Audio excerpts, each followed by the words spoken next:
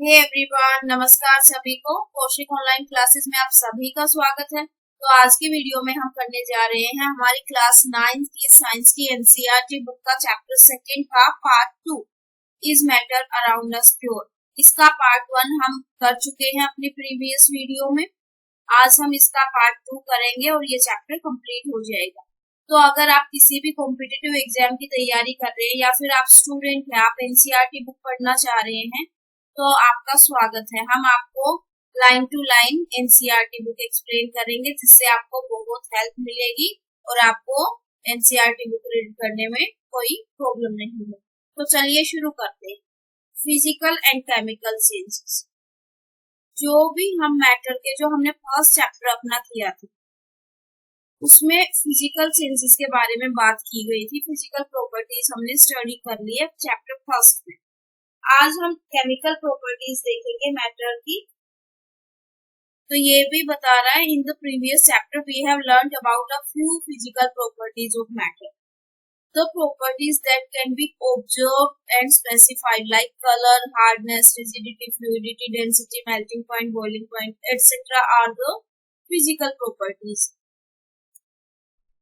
तो physical properties कौन सी होती है? जिनको ऑब्जर्व किया जा सकता है, जिन्हें देख के बताया जा सकता है, जैसे कि कलर हो गया, हार्डनेस हो गई, रिजिडिटी हो गई, फ्लूइडिटी हो गई, density, melting point, boiling point, ये सभी क्या है? फिजिकल प्रॉपर्टीज है। अब जो इंटर कन्वर्जन होता है स्टेट का, जैसे सॉलिड से लिक्विड में चेंज किया, किसी मैटर को लिक्विड से गैस में चेंज किया, या फिर गैस से फिर लिक्विड में चेंज किया, लिक्विड से सॉलिड में चेंज किया, जो ये स्टेट का इंटर कन्वर्जन होता है, ये सभी क्या है? फिजिकल चेंज है। क्योंकि ये चेंजेस बिना कॉम्पोजिशन में चेंज हुए होते हैं और ना ही इसमें सब्सटेंस का केमिकल नेचर चेंज होता है। मतलब जो भी चेंज जिसमें ना तो मैटर की कंपोजिशन चेंज हो, ना ही केमिकल नेचर चेंज हो सब्सटेंस का, वो चेंजेस क्या होते हैं? फिजिकल चेंजेस होते हैं। Although ice, water and water vapors all look different and display different physical properties. इसमें क्या बताया गया है? जबकि हम देखते हैं जो आइस है, वाटर है और वाटर वेपर्स, अगर हम इन तीनों को देखें तो ये हमें बिल्कुल डिफरेंट दिखते हैं और इनकी फिजिकल प्रॉपर्टीज भी डिफरेंट होती हैं। लेकिन ये क्या है? केमिकली क्या है? सेम है। क्यों सेम है? देखो, अगर हम आइस में देखते हैं, आइस किस किस एलिमेंट से मिलके बना हुआ है? इसके कंपोजिशन क्या है? H2O। इसमें कुछ और तो ऐड नहीं हुआ है ना? क्या आइस बनने के बाद कोई और इसमें एलिमेंट ऐड हो गया, इसकी कंपोजिशन चेंज हुई है? वाटर का फॉर्मूला क्या होता है? वाटर में भी कौन सा कंपोनेंट्स होते हैं? H2O। और स्टीम में देखें तो स्टीम में भी क्या होता है? H2O। तो भले ही ये डिफरेंट दिखते हैं या फिर फिजिकल प्रॉपर्टीज डिफरेंट शो करते हैं, बट इनका जो केमिकल नेचर है, केमिकल कॉम्पोजिशन है, वो तीनों में क्या है? सेम है। इसीलिए ये अलग अलग दिखते हुए भी कैसे हैं? ये फिजिकली। तो क्या है इनमें? क्या होता है? ये कौन सा चेंज होता है? आइस से वाटर, वाटर से वाटर, फिजिकल चेंज है, केमिकल चेंज नहीं है। Both water and cooking oil are liquid, but their chemical characteristics are different.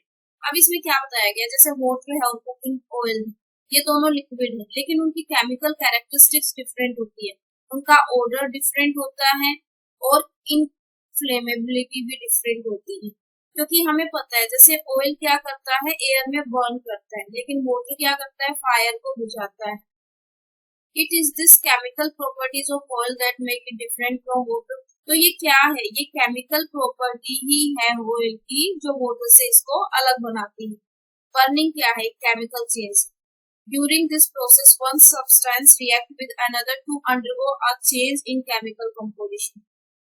अब इस प्रोसेस के दौरान क्या होता है? जब बर्निंग होती है, किसी सब्सटेंस को बर्न किया जाता है, तो एक सब्सटेंस रिएक्ट करता है दूसरे सब्सटेंस के साथ एक चेंज लाने के लिए केमिकल कंपोजिशन। मतलब देखो, अगर केमिकल कंपोजिशन में कोई चेंज आता है, जैसे H2O है, H2O अगर ब्रेक होके किसी और के साथ ऐड होके नया सब्सटेंस बना रहे, तो वो कौन सा होगा? केमिकल चेंज होगा, और जब तक इसकी केमिकल कंपोजिशन में कोई चेंज नहीं आएगा, चाहे इसको हीट करो कुछ भी करो, अगर ये H2O ही रह रहा है तो ये फिजिकल चेंज है। Chemical change brings change in the chemical properties of matter. Chemical change क्या होगा, जो मैटर है उसकी केमिकल प्रॉपर्टीज में चेंज लाएगा और हमें नया सब्सटेंस मिलेगा। A chemical change is also called a chemical reaction. Chemical change को हम केमिकल रिएक्शन भी बोलते हैं। During burning of a candle, both physical and chemical changes take place. Can you distinguish this? अब क्या है, जब कोई कैंडल बर्न होती है तो दोनों चेंज होते हैं, फिजिकल भी और केमिकल भी। कैसे? अब देखो, जो अगर कैंडल को हम बर्न कर रहे हैं, पहले होगा मेल्टिंग ऑफ वैक्स, जो उसकी वैक्स होती है वो मेल्ट होती है। तो मेल्टिंग ऑफ वैक्स क्या होता है, फिजिकल प्रॉपर्टीज है। और जो उसकी विक होती है, वो जो बर्न कर रही है तो वो नए सब्सटेंस बना रही है। नए सब्सटेंस मतलब नई नई गैसेस एनवायरनमेंट में वो प्रोड्यूस करती है। तो वो कौन सा चेंज है, केमिकल चेंज है। इसीलिए बर्निंग ऑफ कैंडल दोनों चेंजेस शो करती है, फिजिकल भी और chemical. What are the types of pure substances? अभी तक जो हमने फर्स्ट पार्ट में पढ़ा है वो मिक्सचर्स पढ़ा है, मिक्सचर्स के टाइप पढ़े, कोलोइडल सॉल्यूशन पढ़े, सॉल्यूशन पढ़े। आज हम पढ़ेंगे प्योर सब्सटेंसेस। प्योर सब्सटेंसेस क्या होते हैं? जैसे मिक्सचर को हमने बताया था, अगर दो या दो से ज्यादा या सब्सटेंस को हम मिक्स कर रहे हैं किसी भी कंपोजिशन में, उनका प्रोपोर्शन फिक्स नहीं है, किसी भी प्रोपोर्शन में हम मिक्स कर रहे हैं तो वो क्या होगा, मिक्सचर होगा। लेकिन प्योर सब्सटेंस क्या होते हैं? प्योर सब्सटेंस बिल्कुल प्योर, मतलब जो चाहे तो सेम टाइप्स ऑफ पार्टिकल से मिलके बने, पार्टिकल्स बिल्कुल सेम हो। जैसे गोल्ड है, गोल्ड का अगर कोई ज्वेलरी हम बना रहे हैं तो सिर्फ गोल्ड ही हो, तो वो क्या होगा, प्योर सब्सटेंस होगा। लेकिन अगर दूसरा हम एलिमेंट मिक्स भी कर रहे हैं तो जो उनका प्रोपोर्शन होगा दोनों एलिमेंट्स का मिक्स होने का, वो बिल्कुल फिक्स होगा, पॉइंट भी इधर उधर नहीं होगा। जितने प्रपोर्शन में, बिल्कुल फिक्स प्रपोर्शन में अगर मिलाया जाएगा तो जो हमारा नया सब्सटेंस बनेगा उसको हम प्योर सब्सटेंस बोल सकते हैं। On the basis of their chemical composition, substance can be classified either as elements or compounds. तो प्योर सब्सटेंस की कितनी फॉर्म है, दो फॉर्म है, फर्स्ट एलिमेंट्स और सेकेंड कंपाउंड्स। पहले हम एलिमेंट्स पढ़ते हैं। Robert Boyle was the first scientist to use the term element in 1661. सबसे पहले एलिमेंट वर्ड को किसने यूज किया था, रॉबर्ट बोयल। Antoine Laurent Lavoisier, a French chemist, was the first to establish an experimentally useful definition of the element. Experimentally useful definition elements की किसने दी थी, Antoine Laurent Lavoisier. He defined an element as a basic form of matter that cannot be broken down into simpler substances by chemical reaction. उन्होंने क्या बोला था कि element किसी भी मैटर का वो बेसिक फॉर्म है जिसको सिंपलर सब्सटेंसेस में ब्रेक नहीं किया जा सकता किसी भी केमिकल रिएक्शन के द्वारा। मतलब जो बेसिक फॉर्म है किसी भी मैटर की, वो क्या है, एलिमेंट है, और एलिमेंट को फर्दर ब्रेक नहीं किया जा सकता किसी भी केमिकल रिएक्शन से। Elements can be normally divided into metals, non-metals and metalloids. अब एलिमेंट क्या है, प्योर सब्सटेंस की फॉर्म है। अब एलिमेंट को कितने पार्ट्स में डिवाइड किया गया है, तीन पार्ट्स में। First metals, second non metals and third metalloids. Metals usually show some of or all of the following properties. अब क्या है, मेटल्स इनमें से चाहे तो सभी प्रॉपर्टीज शो करेंगे, या फिर कुछ एलिमेंट्स ऐसे होते हैं इनमें से कुछ कुछ प्रॉपर्टी शो करेंगे। सबसे पहले उनमें शाइनिंग होती है, लस्टर होता है मेटल्स में। दे हैव सिल्वरी ग्रे और गोल्डन येलो कलर। इनका कलर बताया गया, चाहे सिल्वरी ग्रे होता है या गोल्डन येलो होता है। हीट एंड इलेक्ट्रिसिटी के कंडक्टर्स होते हैं, मतलब इनमें से हीट और इलेक्ट्रिसिटी पास हो सकती है। दे आर डक्टाइल होते हैं। डक्टाइल क्या होता है, जिन मेटल्स को खींच के तार बनाई जा सके, वो क्या होते हैं, डक्टाइल होते हैं। They are malleable, can be hammered into thin sheets. Malleability क्या होता है? जब किसी भी एलिमेंट्स को पीट कर उसकी शीट बनाई जा सके, मतलब हम किसी एलिमेंट को कितना बारीक पतला कर सकते हैं, कितना पतला कर सकते हैं। जैसे गोल्ड की जो भी ज्वेलरी बन रही है, तो आपको पता है 2-3 ग्राम में कोई भी ज्वेलरी, वो मतलब छोटी सी ज्वेलरी बना सकता है। मतलब उनको क्या है, बिल्कुल गोल्ड क्या है, उसकी मालेबिलिटी बहुत ज्यादा है, उनको मतलब पीट के बिल्कुल पतला किया जा सकता है। They are sonorous. सोनोरस क्या होता है? जो रिंगिंग साउंड होती है जब हिट किया जाता है, मतलब अगर हम मेटल को किसी चीज से हिट करें तो उसमें से एक रिंगिंग साउंड आएगी, जैसे बेल जो घंटे की आवाज होती है ना, उस टाइप की साउंड आती है। Examples of metals are gold, silver, copper, iron, sodium, potassium, etc. Mercury is the only metal that is liquid at room temperature. अगर ये पूछा जाए रूम टेम्परेचर पे कौन सा मेटल ऐसा है जो लिक्विड फॉर्म में पाया जाता है, तो कौन है? Mercury. Non metals usually show some or all of the following properties. अब नॉन मेटल्स की कुछ प्रॉपर्टीज बताई गई हैं। इनमें क्या है, अलग अलग कलर के होते हैं। जो मेटल्स की प्रॉपर्टीज है ना, अगर हम उनको उनका अपोजिट बोले, उनको अगर उल्टा कर दे, तो सभी नॉन मेटल्स की प्रॉपर्टीज होती है। नॉन मेटल्स क्या है, अलग अलग कलर के होते हैं। Poor conductor of heat and electricity. Metal क्या थे? Good conductor. ये पुअर कंडक्टर, ये लश्चर नहीं दिखाते, सोनोरस नहीं होते, मालेबल नहीं होते। वो क्या था, उनमें सभी प्रॉपर्टीज थी मेटल्स में, नॉन मेटल्स में नहीं है। एग्जाम्पल्स क्या है नॉन मेटल्स के? Hydrogen, oxygen, iodine, carbon, bromine. Some elements show intermediate properties between those of metals and non metals. अब जो कुछ प्रॉपर्टीज मेटल्स की शो करते हैं, कुछ प्रॉपर्टीज नॉन मेटल्स की शो करते हैं, मतलब बीच में फंसे रहते हैं। कुछ प्रॉपर्टीज नॉन मेटल्स की, कुछ मेटल्स, उनको क्या बोलते हैं? मेटलॉइड्स बोलते हैं। इसके एग्जाम्पल क्या है? जैसे बोरोन है, सिलिकॉन है, जर्मेनियम है, ये सभी क्या है? Non metals. अब ये मोर टू नो एक बॉक्स दिया गया है, इसमें भी हम देखते हैं क्या बताया गया। The number of elements known at present are more than 100।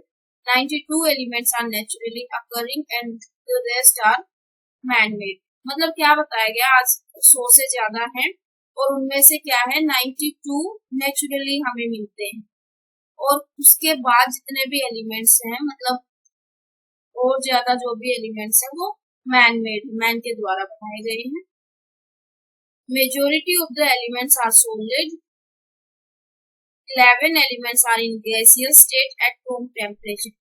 तो जितने भी एलिमेंट्स हैं उनमें से 11 एलिमेंट्स गैसियस स्टेट में मिलते हैं रूम टेम्परेचर पे।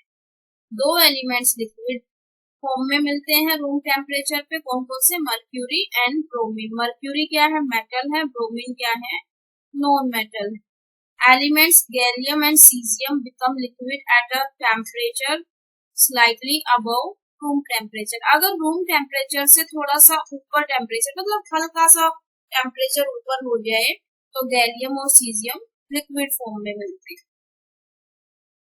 अब compounds. A compound is a substance composed of two or more elements chemically combined with one another in fixed proportion. देखो, अगर सिंगल एलिमेंट होता है तो वो तो एलिमेंट है ही। अगर 2 या 2 से ज्यादा एलिमेंट्स आपस में मिल जाते हैं, मिक्स हो जाते हैं, लेकिन कैसे मिक्स होंगे? फिक्स प्रोपोर्शन में। इनका प्रोपोर्शन हमेशा फिक्स्ड होगा। तो वो क्या बनाते हैं? जब केमिकली कंबाइन होते हैं 2 या 2 से ज्यादा एलिमेंट फिक्स प्रोपोर्शन में, वो बनाते हैं कंपाउंड्स। जैसे हम H2O H2O पढ़ते आ रहे हैं, H2O में हमें कितने एलिमेंट दिखते हैं? एक हाइड्रोजन और एक ऑक्सीजन। अब जब ये आपस में मिलते हैं, किस रेशियो में मिलते हैं? 1:8। इनका प्रोपोर्शन कितना होता है? 1:8। जब इस प्रोपोर्शन में ये मिक्स होते हैं तो क्या बनाते हैं? वाटर बनाते हैं, है ना। तो इनका रेशियो हमेशा 1:8 ही मिलेगा, ना इससे कम ना इससे ज्यादा। ऐसा नहीं थोड़ा सा इसमें बढ़ गया इसमें कम हो गया, ऐसा बिल्कुल भी नहीं होता है प्योर सब्सटेंसेस के मामले में।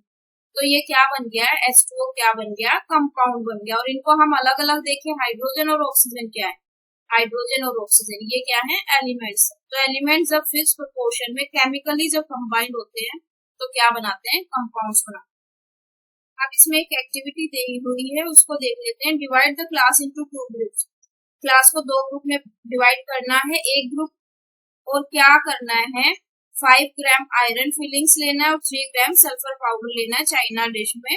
तो बोथ द ग्रुप, दोनों ग्रुप को देना है। अब क्या करना है, जो फर्स्ट ग्रुप ने क्या करना है, आयरन फिलिंग्स और सल्फर पाउडर को मिक्स करना है। सेकेंड ग्रुप को क्या करना है, आयरन फिलिंग और सल्फर पाउडर को मिक्स करना है और इस मिक्सचर को स्ट्रॉन्गली हीट करना है टिल रेड हॉट, जब तक ये रेड हॉट ना हो जाए। Remove from the flame and let the mixture cool. अब इसको फ्लेम से रिमूव कर लेना है और मिक्सचर को कूल होने के लिए रख देना है। ग्रुप फर्स्ट एंड सेकेंड में क्या होगा, check for magnetism in the material obtain. अब जो ग्रुप फर्स्ट ने क्या किया है, सिर्फ मिक्स किया है iron filings and sulphur powder को। सेकेंड ने क्या किया, मिक्स करके हीट किया। अब दोनों में मैग्नेटिज्म बिहेवियर चेक करना है। Bring a magnet near the material and check if the material is attracted towards the magnet. अब इस मटेरियल को मैग्नेट के नजदीक लाना है और चेक करना है क्या मटेरियल मैग्नेट की तरफ अट्रैक्ट होता है।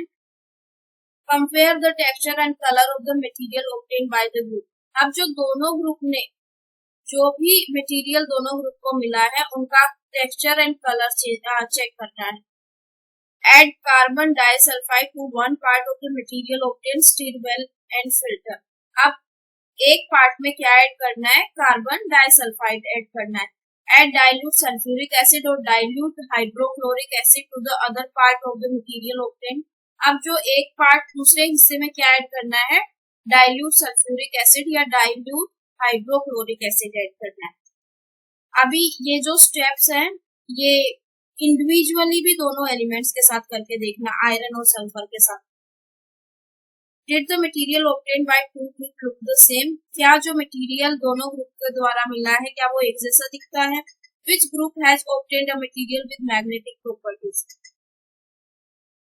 Can we separate the components of the material obtained? जो हमें मटेरियल मिला है, क्या उसके कंपोनेंट्स को हम सेपरेट कर सकते हैं? On adding dilute sulfuric acid or dilute hydrochloric acid, did